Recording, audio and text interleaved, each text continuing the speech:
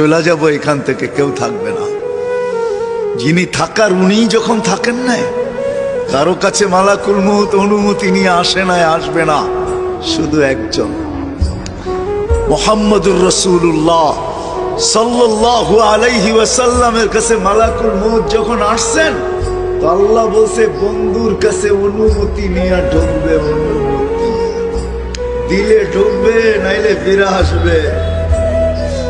বন্ধু আমার, খবরদার অনুমতি ছাড়া যায় দরজায় ঢুকা যাবে না। আমাদের কারো কাছে অনুমতি নিয়ে আসবে না, ওনার কাছে অনুমতি নিয়ে গেছেন। তারপরও বলছে শোনো, ঢুকার অনুমতি দিলেই কিন্তু হাত রাইখা দিবা না, আবার অনুমতি নিবা, রাখবা কি রাখবা না। বন্ধু যদি হ্যাঁ বলে তো রাইখো, যদি না বলে তো চলে